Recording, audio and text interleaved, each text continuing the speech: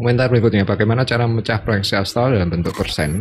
Tujuan supaya raga masih bisa melakukan interaksi, berbicara pada orang lain yang ada di dunia, sekaligus menjaga raga dari intervensi asing, yang satu bisa traveling. Proyeksi astral itu terjadi ketika kamu melepas kesadaran di dimensi fisik. Jadi definisi yang sebenarnya tentang proyeksi astral ya sudah pasti fisiknya tertidur. Kalau berinteraksi dengan orang lain yang di dimensi yang berbeda, jelas tidak bisa. Tapi kamu bisa berinteraksi dengan orang lain dalam level getaran. Kamu bisa mengirim mimpi, ya, telepati, samalah seperti orang mendapat firasat dari pasangannya, dari orang tuanya.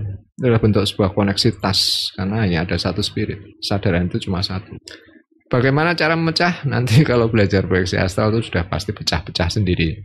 Nanti ada masa-masa orang mengalami, kalau istilah kundalini, ini kundalini psikosis ya. Sama seperti orang gangguan jiwa, terpecah-pecah. Jadi ini proses yang panjang, bagaimana kita bisa tetap punya kendali pada saat kita itu mengalami pemecahan. Dan ini bukan hal yang mudah. Fakta yang mungkin bisa dirasakan setiap orang. Manusia itu multitasking, bisa mengerjakan banyak hal dalam sekali waktu. Nah, itu yang dimaksud dengan kekuatan pikiran, bahwa kalian tuh punya kemampuan pikiran kalau kalian bisa mengoptimalisasi kinerja alam bawah sadar. Ya, kamu bisa menelpon, ya kan, sambil melihat video, bisa mungkin sambil melakukan apa. Itulah yang dikatakan sebenarnya kekuatan dari kesadaran, punya kontrol pada berbagai aktivitas dalam sekali waktu, dan itu yang dimiliki manusia.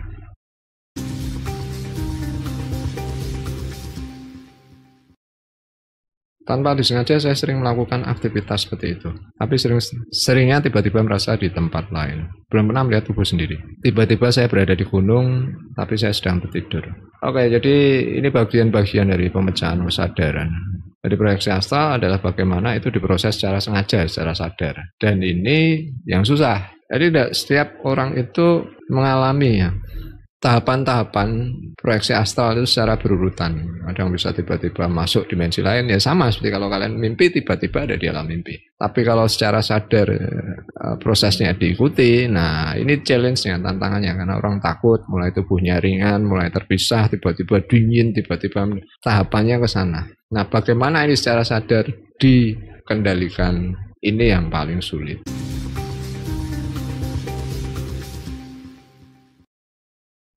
Oke, komentar berikutnya, ilmu fiksi sama kayak tenaga dalam, telekinesis, teleport, semua hanya kayaan manusia. Ya, betul, semua fiksi itu yang membuat kita berkembang ya, mewujudkan suatu hal yang fiksi menjadi nyata. Jadi semua teknologi militer itu berasal dari kebanyakan riset-riset kemampuan supranatural, ya kan? Telepati, kemudian clairvoyance itu jadi GPS. Telekinesis ini yang sedang diproses dengan Neuralink ya.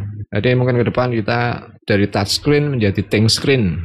Kalau militer sudah duluan. Kalau kalian sering memantau perang, ya perang menggunakan drone, ya kan. Dari mulai drone yang kelihatan sampai yang sifatnya mikro, itu juga dikembangkan dari hal-hal fiksi ini. Teleport itu yang juga sekarang mungkin nanti saya cerita tentang neutrino. Ini yang diproses di CERN juga, manipulasi di level inti ya. Ini yang menjadi mungkin sedikit jembatan memahami kenapa peradaban masa lampau itu membangun bangunan-bangunan besar yang diangkat dengan alat modern pun kesulitan. Tapi mereka bisa manipulasi di tingkat subatom. Akhirnya benda yang berat tidak lagi menjadi berat.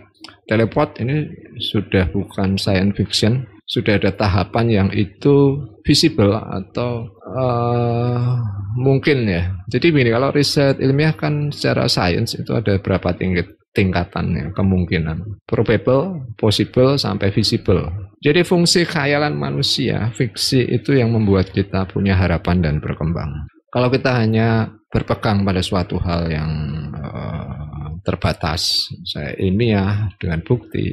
Jika orang divonis, wah kamu sakit keras, kamu tidak akan berumur panjang misalnya, dia kehilangan harapan dan mati. Jadi yang dinamakan kekuatan spirit itu di sana, harapan akan hidup, membangun sebuah peradaban, dan itu khayalan kita. Jadi khayalan manusia itu yang membangun peradaban sekaligus juga menghancurkan peradaban juga.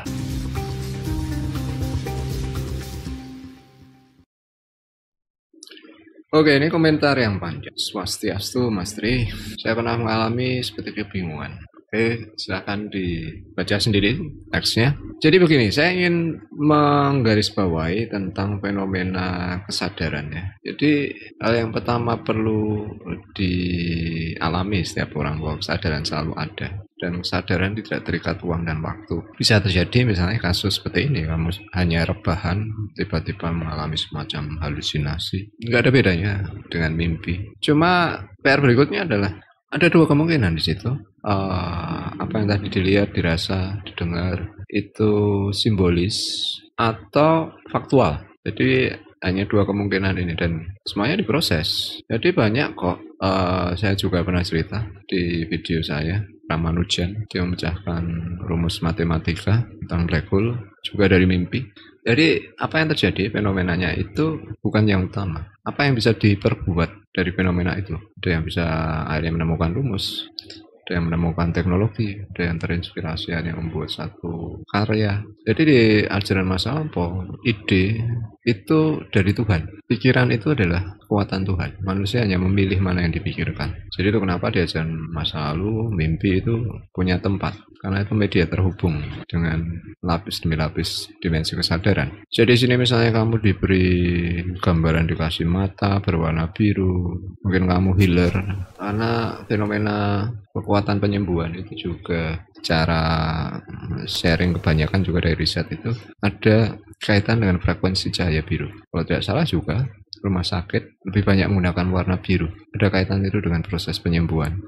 Jadi apa yang dialami mungkin ini simbolis yang memberi kamu sebuah wawasan intuitif. Entah kamu bisa membantu penyembuhan secara fisik atau penyembuhan secara emosional. Dan saya pikir nanti dari pengalaman berikutnya, jika kamu mencoba lebih terhubung dengan kesadaranmu, apa yang nanti akan berjalan itu yang membuat kamu yakin. Jadi keyakinan yang kamu proses sendiri, itu yang merupakan bisa dikatakan karunia ya. Bukan orang lain, kamu yang harus mendapatkan ini dari dalam dirimu sendiri. Baru dari situ nanti akan lebih sinergi dengan kekuatannya. Terkadang saya masih pengen lebih yakin dengan bukti yang ada. Spiritualitas itu proses untuk membuktikan ke diri sendiri terlebih dahulu. Jadi akhirnya pengalaman nanti yang akan menunjukkan itu semua.